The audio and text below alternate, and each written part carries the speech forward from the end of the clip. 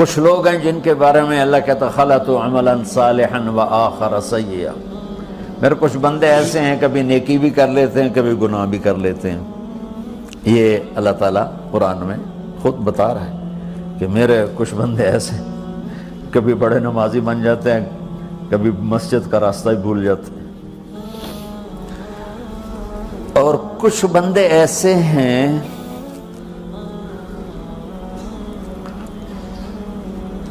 جنہوں نے جب سے آنکھ کھولی ہے اس دن سے لے کر آج تک ایک کام اللہ کو راضی کرنے والا نہیں کیا۔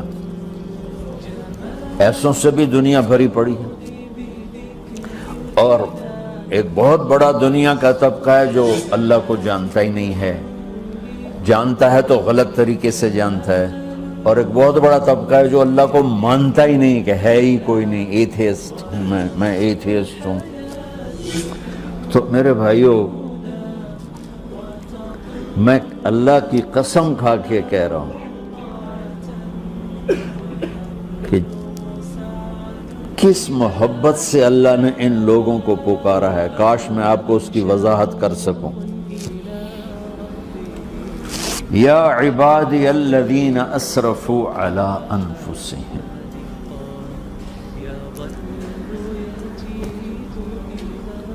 مجھے اپنے بیٹے پر بھی غصہ آتا ہے تو میں کہتا نکل جا، تو میری اولاد ہی نہیں ہے۔ میں دین سیکھنے جانا چاہتا تھا، میرے والد رحمۃ اللہ علیہ مجھے ڈاکٹر بنانا چاہتے تھے، میں اس سے بہتر راستہ اختیار کر رہا تھا، لیکن میرے باپ کی مرضی نہیں تھی، تو انہوں نے مجھے فرمایا جی تو مولوی بننا ہے تو میرے گھر ہی چوں نکل جا۔ میرے کانوں میں وہ الفاظ آج بھی گونج رہے ہیں۔ وہ میرے خالق نہیں تھے، میرے والد تھے، خالق تو میرا اللہ ہے، اور میں اللہ کی فرمان برداری کا ایک کام نہیں کرتا ہوں، اللہ کی فرمان برداری کا ایک کام نہیں کرتی مرد عورت، ٹھیک؟ تو اللہ کو غصہ اس حساب سے آنا چاہیے کہ بدبخت ہو، بے غیرت ہو، شرم نہیں آتی تنوں ڈوب کے مر جاؤ۔ میں قربان جاؤں، اللہ کہتا ہے یا عبادی، او میرے بندو۔ یہ پتہ کن کو کہہ رہا ہے؟ جو تبلیغ کرتے ہیں، جو علم پڑھتے ہیں، جو یہ بچے کی طرح مصلی پہ نماز پڑھاتے ہیں، جو میری طرح ممبر پہ بیٹھ کے دین بیان کرتے ہیں، جو راتوں کو اٹھ کے تہجد پڑھتے ہیں۔ میرے بندو،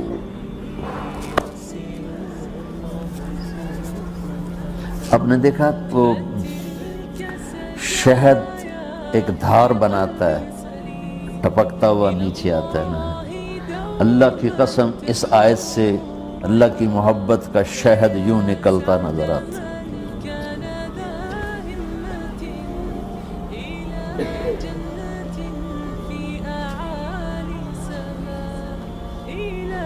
یا عبادی، اللہ کو کہنا تھا اوے نافرمانو، کہنا یہ چاہیے تھا جو آگے لفظ میں بتاؤں گا نا، پھر آپ کو خود بخود میری بات واضح ہو جائے گی۔ اوے نافرمانو، بے غیرتو، میرا اللہ کہہ رہا ہے یا عبادی، میرے بندے، یا عبادی، یہ بھی ایک لہجہ ہے نا، یا عبادی۔ او بھائی گل سنو، ایک لہجہ، بھائی سب حضرات توجہ فرمائیں، کتنا فرق پڑ گیا ہے۔ پہلے لہجے میں بدتمیزی تھی، دوسرے لہجے میں آپ سب کا احترام تھا۔ میرا رب تو بے نیاز ہے، اس سے ہماری کیا ضرورت ہے؟ سارے آسمان سجدے سے بھرے پڑے ہیں، فرشتے مکدے ہی نہیں۔ پھر وہ ہمیں یا ایھا الناس نہیں کہتا، اوے لوگو، یا ایھا الناس، اوے لوگو، یا عبادی، او میرے بندو، میرے۔ یا عبادی سے یوں لگتا ہے جیسے اللہ آگے بڑے رابعہ بصری جیسی عورتیں اور جنید بغدادی جیسے مردوں سے اللہ بات کرنے لگا ہے۔ 3 لفظ ہیں، اسرفوا علی انفسہم، وہ بندے جنہوں نے جب سے آنکھ کھولی ہے ایک دفعہ بھی مجھے خوش کرنے کا کام نہیں کیا، آ جاؤ تم بھی میرے ہی ہو۔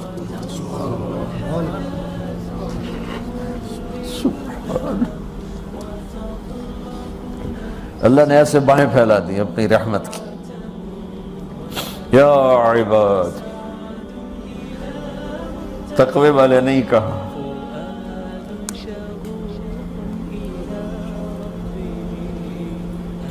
روزے والے نہیں کہا، پردے والی عورتوں کو نہیں کہا، حلال کمانے والے، تہجد پڑھنے والے، علم پڑھنے والے۔ علا علا علا کا مطلب یہاں بہت طاقتور ہے، عربی کے حرفوں کا بھی مطلب ہوتا ہے۔ علا کا یہاں مطلب ہے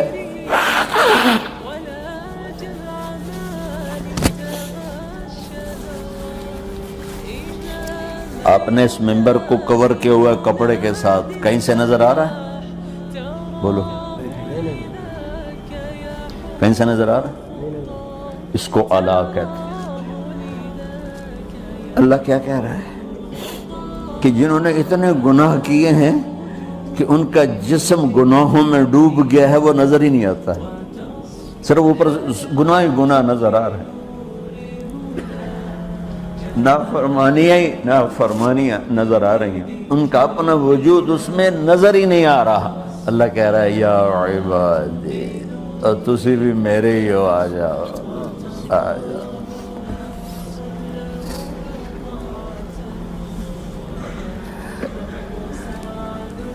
بتاؤ ایسے مہربان رب سے بغاوت کرنا ہے کوئی غیرت کی بات؟ چند روزہ زندگی کے پیچھے، چند ٹکوں کے پیچھے، چند پیسوں کے پیچھے، یا عبادی یا عبادی۔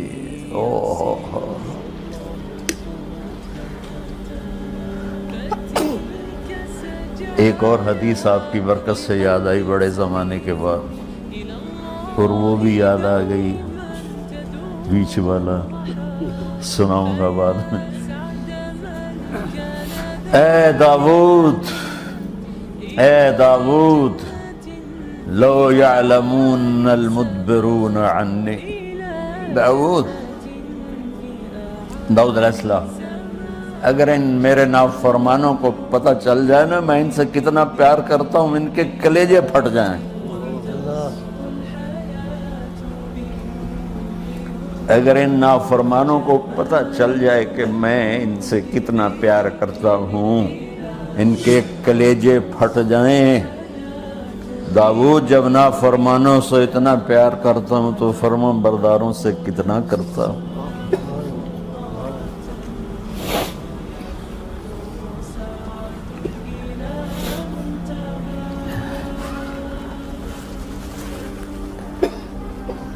آگے بات کیا کی ہے کہ ساری دنیا نے تمہیں جہنمی بنا دیا ہے، تسی پکے دوست کے تھوڑی بخشش کوئی نہیں، لیکن میں تمہارا رب جس کی تم نے زندگی میں ایک دفعہ بھی نہیں مانی، میں تمہیں خوشخبری دے رہا ہوں، لا تقنطوا من رحمت اللہ، میری رحمت سے نا امید نہ ہونا، میرے در پہ آ جانا۔ ان اللہ یغفر الذنوب جميعا انہ هو الغفور الرحیم۔ تم میرے در پہ آ جانا، تمہارا آنسو نکلے نہ نکلے، ایک ہائے مجھے کہہ کے کہہ دینا، ہائے اللہ مجھے معاف کر دو۔ تو کیسے معاف کروں گا تمہیں؟ کہ تمہارے جسم پر مچھر کے پر کے برابر بھی گناہ کا نشان نہیں چھوڑوں گا۔ اور کتنے گناہ لے کر آؤ میرے پاس جو ہم کر ہی نہیں سکتے۔ میرا رب کہتا ہے لو بلغت ذنوبک عنان السماء، کہ یہ ہے گلاسگو کا فرش، یہاں سے گناہوں کو اٹھا اور پوری زمین کو بھر دے، 24,000 کلومیٹر زمین کو بھر دے گناہوں سے۔